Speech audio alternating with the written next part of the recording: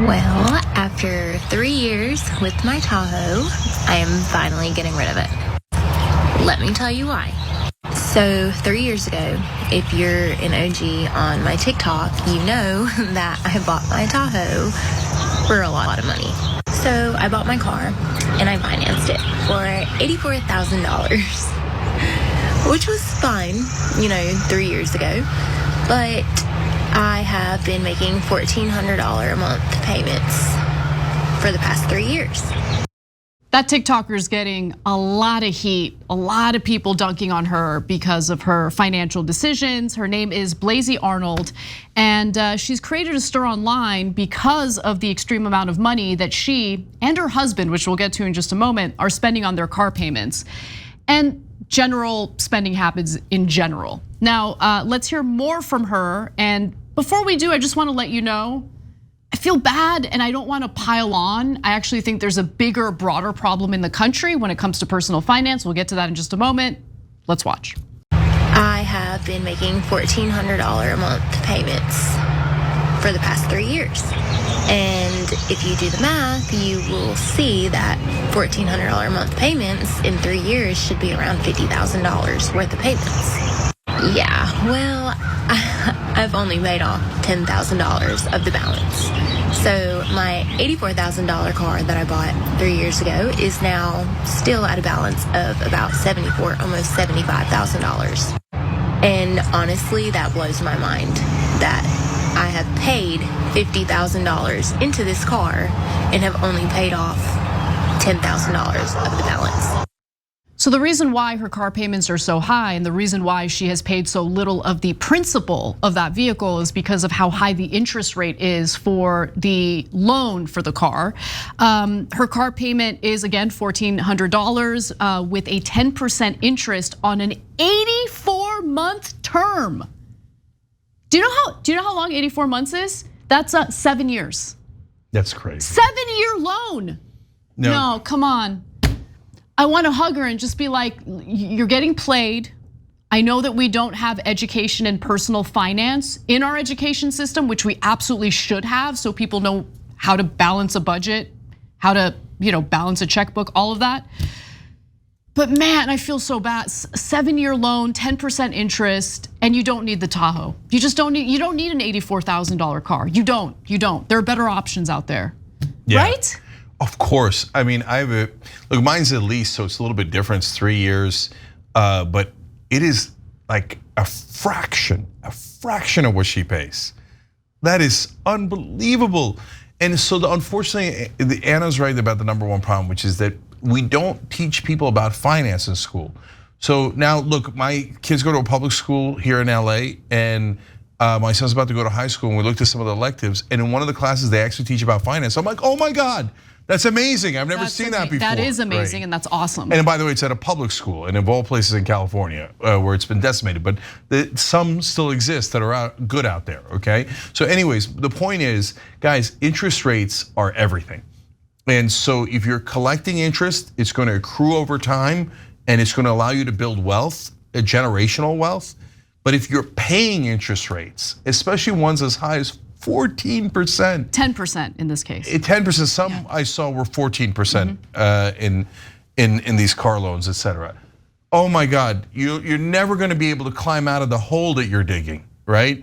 And the more you pay that kind of sky high interest rate, let alone credit cards, which we'll get to later, right? That's why we can't climb out of debt, because interest rates will kill you. Here, I'll give you one quick example here.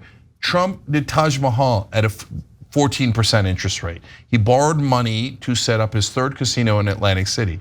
And at the time, people warned 14% is way too high. You'll never get out, even if you run a casino, which basically prints money. You can't pay off a 14% interest rate. And they were right. And he bankrupted himself.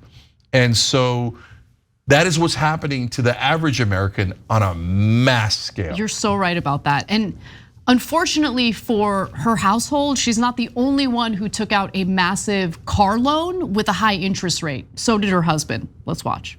Do y'all want to know what is worse than my Tahoe payment? You guys thought that was bad. Wait till you hear this one. It's my husband's truck. My husband drives a 2020 GMC AT4 Sierra 1500. We bought it in August of 2022. Financed it for $78,000. He still has a remaining balance of, I think it's $72,000 or $74,000. I haven't really checked recently. His payments are $1,600 a month. So y'all thought my $1,400 Tahoe payment was bad. His truck payment is $1,600 a month with an APR of 14%. So yeah, y'all stop coming after me for my bad finance decisions and go after him because he f***ed up too. Too bad he didn't buy his truck for him. I did. So yeah, I messed them both up. Oops. No, I changed my mind. Keep dunking on her. Yeah, go for it. Like, what are you doing? Why do you guys need so many trucks?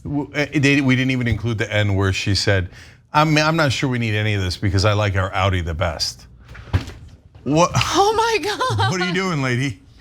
And why are you saying these things online? Why? Like, do you know you're telling on yourself? Has that occurred to you? Oh my God. Wow. The Tahoe, they financed $84,000 for the Tahoe at 10%. Her husband's car, they financed $78,000 at 14%. We didn't even get to the Audi yet, Cenk. You're stepping on my lines, bro. Sorry, okay, we'll get to that in just a moment. But like, no, this goes beyond not having any education in personal finance. Like, but why? Yeah, but why? Why do you need the trucks? Like, do you get what I'm saying? Like, I get. No, there's only one reason I can imagine. Look, there's two different problems at large for the American people. One is the financial literacy that we talked about, and of course people pushing you. Oh, you got to buy bigger, or you got to buy more, et cetera. Ignore those people. Yeah, they're not looking out for you. Not at all. Okay, so on the other hand, and then the second problem is a sense of entitlement.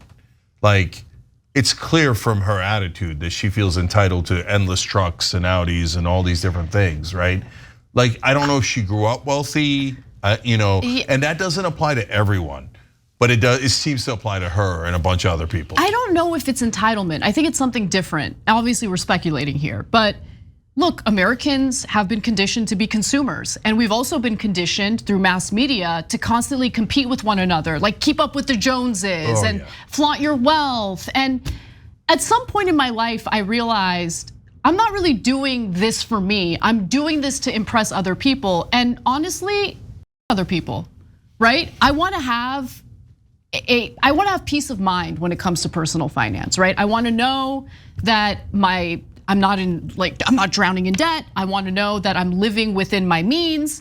I bought a used car. I bought a used Honda Civic, and you want to know something? That car's great. It does exactly what I need it to do, which is get me to my job and get me back home as soon as possible. Okay? Yeah. Well, I drove a Pontiac Grand Am for a couple of decades. I remember that. And look, I totally get if you're like a car nut and it's something that gives you a tremendous amount of joy. I totally understand that. There are better ways to find the car of your dreams without going into massive debt by buying, the car brand new, for instance. Like, I think the best trick in buying a car is to specifically seek out slightly used vehicles, right? Cars that were 3-year leases and they just return the car.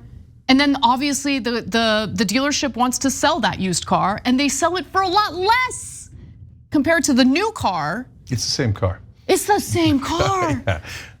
Look, guys, I get it. Sometimes it has real world effects. When I drove my Pontiac Grand Am for all those years, did I miss out on a couple of dates? Yeah. I remember I picked up this gorgeous girl. I convinced her to come out on a date. She sees my Pontiac Grand Am. Good. No, good. Gone. It's perfect. It's a great way to basically weed out people who are looking for the money. Exactly. Especially in those decades, I didn't have any, right? And so it was 2 for the price of 1. It's the same time I would have loved to have hooked up with her. Keep it real. Okay. You didn't have to specify that. We do. Okay. So I'm saying though, that's a rare case where it makes a difference, and people way over focus on it.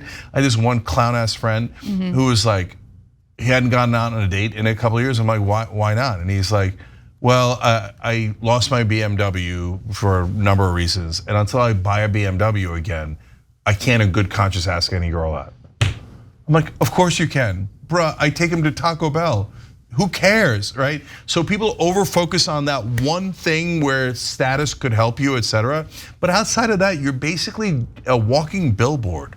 Like whether it's a bag or it's a car or any luxury item. You're basically saying like, I'm substituting this label for my confidence. And personality, right? Like, honestly, I would say that if you are a guy who's funny, that's gonna get a lot more mileage in your dating life than your Tahoe or whatever car you think is gonna get the ladies. Look, and by the way, are there women out there who care deeply about, the flashiness and the show and the wealth? Yes, of course. But do you really want to attract those women like for a long-term relationship? Probably not. Yep. And look, I don't know for sure, but I heard it sounded like in the background, she has a child. So I'm assuming she has children. Dude, that money, like put it in a savings account. Okay, an education savings account, let it grow. Compounding interest. Imagine if she'd taken that. Yeah, sorry to cut you, Anna. Imagine, you know how she only paid off $10,000 when she'd paid $50,000 because most of it went to interest? Yes. Take the $40,000 difference, put it in as a interest-bearing account for your kids' education, and they're set. Yes. Even with a massive amount of money that higher education costs these days, $40,000 with compounding interest over 18 years, and you're gonna be good, okay? Instead, you blew it on a Tahoe and you only paid down $10,000 of it. You're driving me crazy, folks. Look, guys, stop hating on her. She's a civilian, okay? I'm serious, and I use this. I love when you say that. Yeah, she's not a politician. She's not in media. She's not a giant influencer. Right. She's just a rando, okay? And I call them civilians, which apparently amuses Anna. It does. So for the civilians, let's not be too harsh, okay? Like she made a mistake, but really, others of you haven't made that mistake. No, I think she's representative of a ton of Americans, and I'm not saying that to insult Americans. It's what our culture is. And I think it's really important to like deprogram Americans from believing in that culture of like, oh, the material stuff is what makes you happy, being flashy and having like the newest, nicest cars, super important. It's not. Be less of a consumer and more of a saver, really. Yeah, and my last thing on this is that, look, guys, it's not like I haven't done that drug. When I couldn't afford it, I would have to keep credit card bills sometimes for a long time. Yeah. And credit card interest rates are the worst. They can get up to 24%. You're never gonna be able to dig out of that mess, right? So I know it's super hard, and I just told you, I also had that problem, right? But try not to get into credit card debt. Try to pay those things off as much as you possibly can, because every month you wait is a month they rob you of the interest that you're paying there. And they're not robbing you on purpose. Well, that's another long conversation, right? But you know what you're getting yourself into, so try super hard not to, because value your money. You can buy other things with that instead of paying interest. Final thing I'll say, because we promised it, she's drowning in this debt, car-related debt, that household is at least. And she decided that in response to it, she would buy an Audi in cash and then brag about it.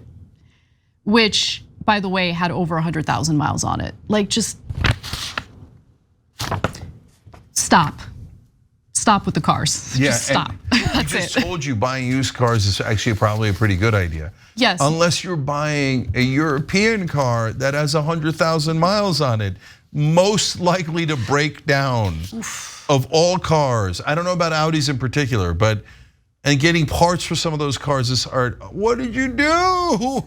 I can't imagine making worse decisions in this case. But again, leave her alone, rando civilian. Yeah. Just learn from those mistakes, all of us collectively. Exactly. And stop trying to impress each other with useless crap, okay? Cars are for getting from one place to another. I'm with Anna. You love cars, that's a different category of people, right? But everybody else, stop all the pretense and just be confident in who you are. Thanks for watching The Young Turks. Really appreciate it. Another way to show support is through YouTube memberships. You'll get to interact with us more. There's live chat emojis, badges. You've got emojis of me, Anna, John, JR. So those are super fun. But you also get playback of our exclusive member-only shows and specials right after they air. So all of that, all you gotta do is click that join button right underneath the video. Thank you.